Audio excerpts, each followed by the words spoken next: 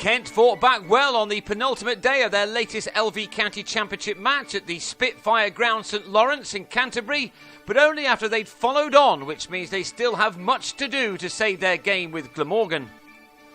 Kent began the third morning in trouble on 73 for 4 in their first innings, needing 156 more runs to make Glamorgan bat again next, and things got much worse before they improved later on.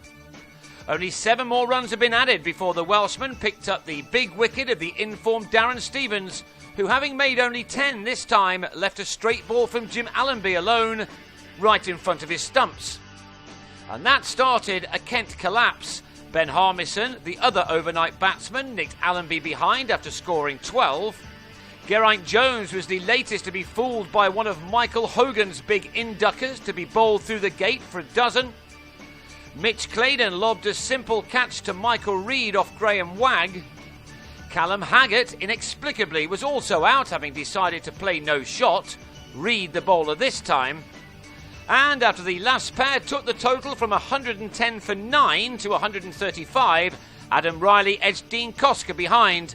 With a top score of only 23, Kent had been dismissed for 135 to trail on first innings by 243 runs.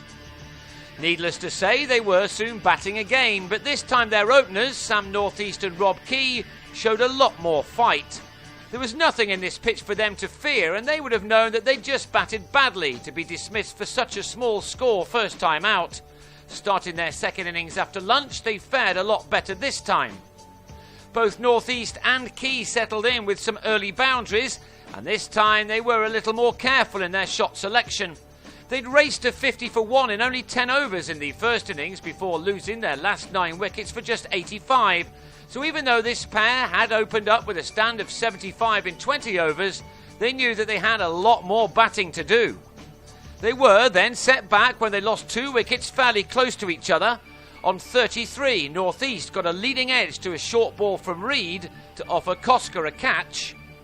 And after he'd added 22 more runs with Key, Daniel Bell Drummond fell into a trap as he chased a wide ball from Koska, only to edge to Allenby, who clung on very well before nearly landing the ball on his own head in his celebration.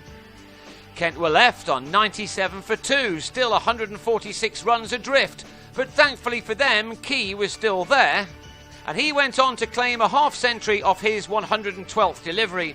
It was the third time he'd reached that mark in the championship this season, but he knew that this had to be just the start of what he hoped was going to be a very long innings. It needed to be if his struggling side were going to have any chance of saving this match. Apart from Stevens and his recent punishing form, only Key and his partner now, Brendan Nash, have really contributed meaningful knocks this year for Kent. By the end of this day, both had got to 500 championship runs. No bad effort in a team which has yet to win a 4-day game. Key was batting really well by now, while Nash continued the kind of form he's been producing for much of the summer. He began this campaign with 150 after another, and although he hasn't kept that up, he has still been the main threat for the opposition near the top of the batting order. The former West Indian cricketer looks very composed at the crease once he gets himself in. This shot for 3 carried him to his 50 for the 6th time this summer. Twice he's converted such starts into hundreds. This one, under some pressure, was an extremely good innings. It had taken him only 74 deliveries to get there, and that had included 6 nicely timed boundaries. It was important for him and Key to keep going as they took their partnership to 95. But crucially, perhaps, into the last hour of the day, both men fell in the space of 5 deliveries. Without adding another run, Nash just had a nibble at a ball from Hogan, and that gave Stuart Walters a catch.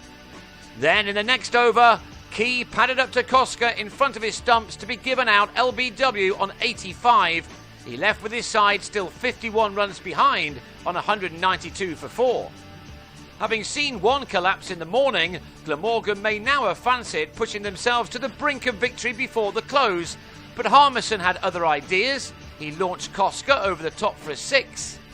And in partnership with Stevens, he took his side into the lead with just the 4 wickets down this time.